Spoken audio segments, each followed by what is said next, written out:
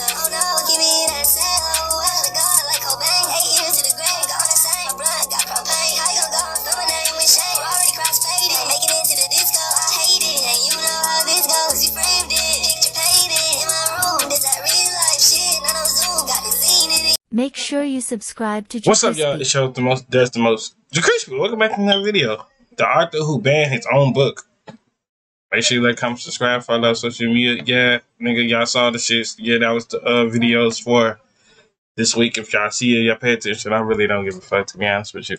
But let's see. If my boy Brewski, shout out to Brewski, man. Hey, Brewski, hey, left a comment on the book, man. Comment on the video of the Cat in the Hat. Shout out to Brewski, man. You know, Brewski keep on dropping the fire bits, and you know I'm gonna keep on doing the reactions. You know, this is like low key. What this is, Captain Underpants. This is low key my favorite book. My top 5 favorite book after Little Kid. Ook and Gluck, Kung Fu Cavemen from the Future. For most people who read the book growing up, it was a harmless graphic novel packed with slapstick humor and absurd adventure, exactly what it was intended to be. Yet over a decade later, it would be pulled from classrooms, scrubbed from shelves, and disavowed by its own author. Dave Pilkey is a respected name in the world of children's literature, responsible for beloved characters like Captain Underpants and Dogman. Most of his work plays on the book within a book concept, following stories written from the imagination of in-universe characters. There's an authentic charm to his style that's resonated with millions. Misspelled words, scribbled out mistakes, and imperfect drawings. Readers find that it feels more personal towards the target demographic, like a peer is writing it and anyone can be creative. Despite his popularity, though, his work has drawn its share of criticism since the beginning. His first publication was in 1987, titled World War I. While the format was different, there were definitely hints of what his style would evolve into. I remember this book. I liked this book too, saying, especially elementary, bro. Yeah, it's really a lot of books that we sat back and really learn and read on our own time. Or the book fair will come around, we'll pick up and buy the books, bro. That's kind of crazy, bro. Character design and scratchy hand-drawn artwork. His next books received praise in the following years, but he wasn't exactly a household name. I read this book. I did not read this. I read this.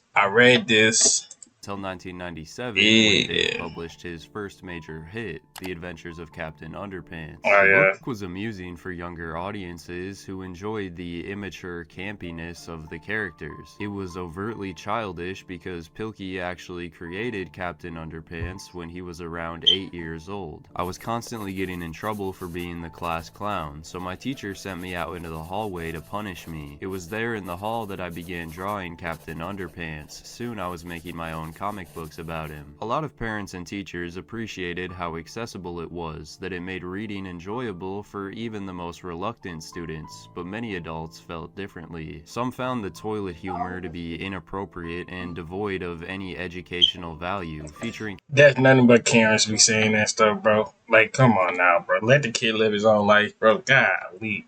But hey, you raise your kid how you want to raise your kid. And you wonder why little Jimmy is telling you, Mom, get out my room, and yelling at you and cussing at you and telling you was a terrible mama? You'll wonder why.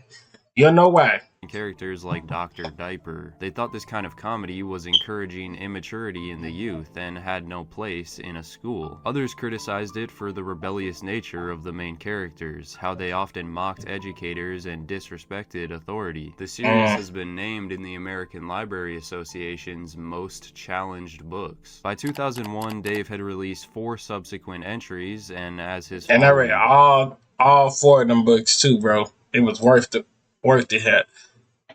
1, 2, 3, and 4. Released 4 subsequent entries, and as his following grew, the series received more and more pushback. But he always stood by his stories, holding his position that they were created as humorous entertainment and didn't need some overarching moral lesson. How could people be so offended by a series that contains no profanity, no sex, no nudity, no drugs, no smoking, no alcohol, no guns, and no more violence than a children's superhero cartoon? In fact, his His main goal was to make sure his girlfriend at the time found them funny. As long as she laughed, that was all the assurance he needed. Which is why he didn't slow down. Not only did he continue the Captain Underpants series, but he also launched 2 spin-offs in the following decade. The first one being Super Diaper Baby in 2002, and the next would be The Adventures of Ook and Gluck. But this time, when controversy was ignited, he wouldn't stand behind the novel. It was released on August 10th, 2010, and the story follows 2 cavemen, Ook Shadowski and Gluck Jones, as they embark on a hero's journey through time. And compared to a lot of Pilkey's other work, it actually has a strong lesson at the end. While it doesn't feature characters from the Captain Underpants comic universe, this one does share the same creators, 4th graders named George and Harold. It's set in 500,001 BC, Caveland, Ohio, where Ook and Gluck go on adventures and get themselves into precarious situations. The antagonist, Chief Gopper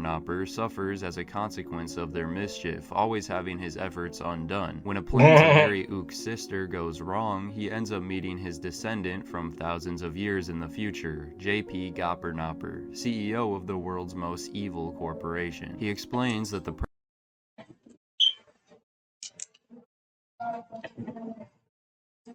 What year this?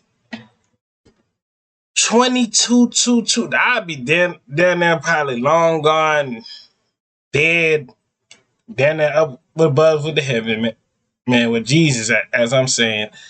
And this year, as we speaking right here, oh yeah, I'd be long gone, old, down there probably passed on and all that stuff. Then my kids, generation of kids should be living this year. And all I should be doing is just looking down and just smiling. World's most evil corporation. He explains that the present day has run out of resources like trees and oil, so he built a time machine to extract them from the past. This gives the chief the idea to join forces with him and help enslave all the cave people in his time period. After the villains successfully take over the past, they bring Ook and Gluck to the future to torture them. Ook and Gluck manage to escape their captors and end up hiding out in a school of Kung Fu. The school is run by a wise sensei named Master Wong, and the illustrations in this part start to hint at why some readers took issue. Master Wong vows to train them so they can return and save their friends and family. Over the next 7 years, they become proficient in Kung Fu and attain wisdom from Wong. Ook and Gluck return to the past and free everyone. When they come face to face with the Goppernoppers, rather than fighting, they simply trick them into having an egotistical argument about who's the better man. It ends in the CEO killing his ancestor, which erases him from existence. With its comically over-the-top storyline and a message about humility and non-violence, it hardly seemed like the kind of book that would cause any problems. And for a long time, it didn't. For 11 years, it was read and enjoyed by kids, teachers, and parents. Aside from some of the name-calling and, of course, toilet humor, it was widely praised for the story, illustrations with fliporamas, and its underlying... Hey, look how that book, look how that book, like, we could go back and look how that book looked like, bro. I'm gonna show you. Watch this. It was widely praised for this. You know you read this book about 1,000 times if your stuff looking like this. If your stuff looking like it is freaking flailing off to a different picture and this ripping off and you down there can't see the one eye and all that, and this look like it feel like it's about to rip off itself. Oh, you read that book like so many times. With fliporamas and its underlying themes. There was a sequel teased at the end for Ook and Gluck Jr., but it was never officially released, so the book remained a one-off standalone adventure in Pilkey's catalog. But as the COVID-19 pandemic broke out in 2020, the US experienced a major surge in anti-Asian racism. Terms like Kung Flu were circulating wildly during this time, coinciding with a notable rise in reported hate hate crimes toward Asian communities. Damn. Amidst the heightened national awareness, more and more media was being cracked down on, including multiple Dr. Seuss books that were pulled for depicting Asian characters in stereotypical ways, which is why in early What? 2021, The Adventures of Ook and Gluck was put under the spotlight. Billy Kim, a Korean-American father of 2 children, launched a Change.org petition stating that Scholastic needed to apologize for publishing a children's book filled with racist imagery. How is racist?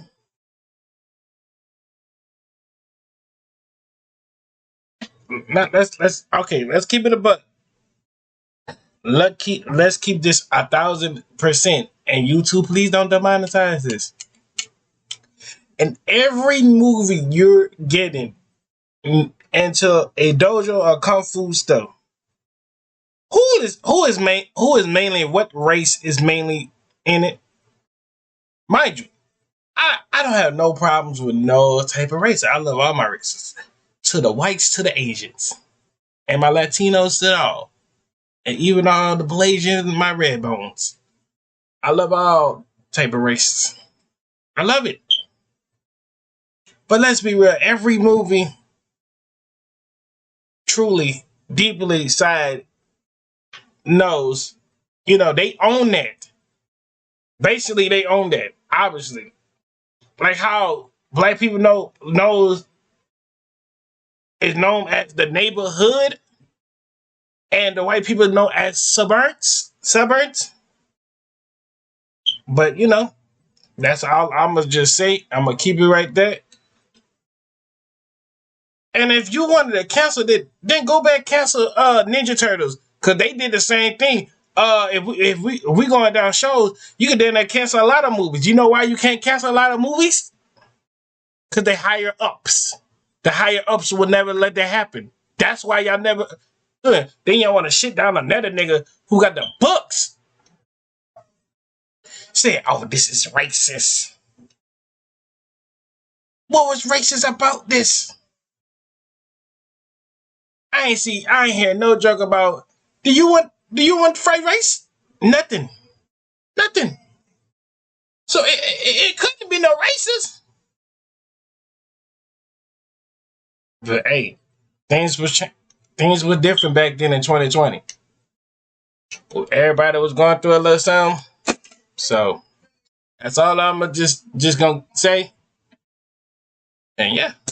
Pointed out that the Asian characters, Master Wong and his daughter, were drawn with slits for eyes and wore traditional Chinese outfits. Additionally, Wong embodied the tired archetype of the wise old mentor, speaking almost exclusively in vague quotes and Chinese proverbs. And by the end of the story, the Kung Fu Master is saved by the 2 non-Asian protagonists. He believed that the book was perpetuating stereotypes that were damaging to the Asian community, especially in a time like that. Kim and almost 300 other supporters were able to get the message across, and Dave Pilkey issued a public apology to his YouTube channel. The Adventures of Ook and Gluck, Kung Fu Cavemen from the Future was intended to showcase diversity, equality, and non-violent conflict resolution. I hope that you, my readers, will forgive me and learn from my mistake that even unintentional and passive stereotypes and racism are harmful to everyone. Pilkey had the book removed from all Scholastic websites and arranged for the return of all inventory from its retail partners, schools, and libraries. Pilkey says he is determined to make this a teachable moment. He and his wife pledging to donate that book's advance and royalties to multiple charities, including organizations that help stop Asian hatred. But some disagreed with the decision. A lot of people have connected with the book since its release and didn't want to see it removed, while others just simply felt this was another case of people being too sensitive and the ban was unwarranted, stating that Scholastic should be ashamed for stopping publication of the book. Also that he was wearing a tang coat, right? A traditional Chinese jacket. What should he wear? Right? This is a Kung Fu Master. You would expect him to be wearing that kind of coat. There was even a counter Change.org and petition. He is right. And he is right about that, though. He is right. That nigga is right about that. shout out to him. To bring Ook and Gluck back, which garnered more signatures than the opposing side. The Adventures of Ook and Gluck remains out of circulation and will likely never return. While some commend Pilkey for taking action, it's been pointed out that they basically blew the whistle on themselves. It's not like there were masses calling for its cancellation, but sometimes one voice can go a long way. Alright, I hope y'all enjoyed this video. Make sure to like, comment, subscribe. Follow our social media. It did pop up on the screen. I see y'all when I see y'all. Laser to the bottom of my heart. We're on the road to 300 and I'm out.